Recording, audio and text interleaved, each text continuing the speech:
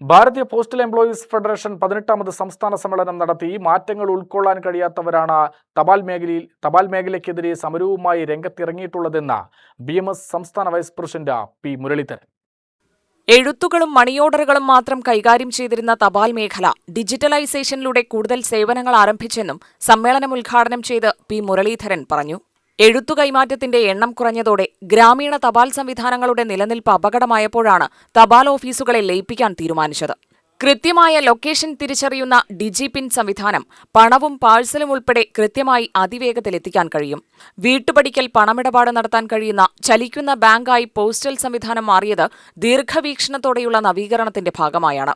നഷ്ടത്തിലാവുന്ന സ്ഥാപനങ്ങൾക്ക് പിടിച്ചു നിൽക്കാൻ കഴിയില്ലെന്ന വസ്തുത മറച്ചുപിടിച്ചാണ് തപാൽ മേഖലയ്ക്കെതിരെ ചിലർ പ്രചരണവും സമരവും അഴിച്ചുവിടുന്നത്. പോസ്റ്റൽ മേഖല ഇന്ന് വളർച്ചയുടെ ഘട്ടത്തിലാണെന്നും മുരളീധരൻ പറഞ്ഞു. വലിയ മാറ്റങ്ങൾ ഡിജിറ്റലൈസ് യുഗത്തിൽ ഉണ്ടായിക്കൊണ്ടിരിക്കുന്ന കാലഘട്ടത്തിൽ ലോകരാജ്യങ്ങൾ അസൂയാവഹമായി വിലയിരുത്തുകയാണ് ഏറ്റവും ജനസാന്ദ്രതയുള്ള ഭാരതം.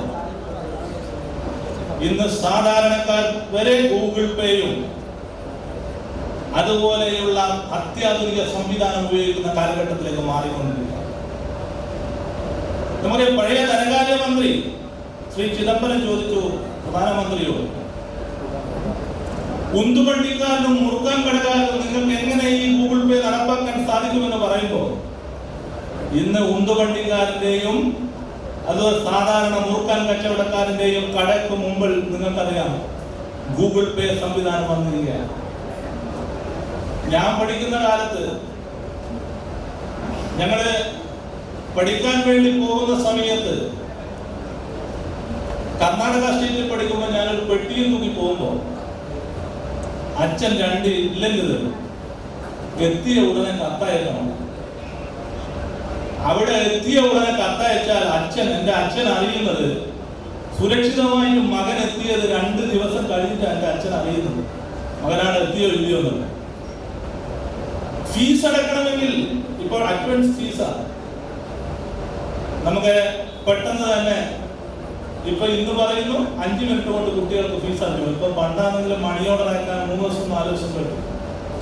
അപ്പൊ വലിയ മാറ്റങ്ങൾ ഈ ലോകത്ത് ഉണ്ടായിരിക്കുമ്പോൾ എല്ലാ രംഗത്തും മാറിക്കഴിഞ്ഞു. ഡിജിറ്റലൈസ്ഡ് യുഗത്തിലേക്ക് സംഘടനയും ഡിജിറ്റലൈസ്ഡ് യുഗത്തിലേക്ക് മാറിക്കഴിഞ്ഞു.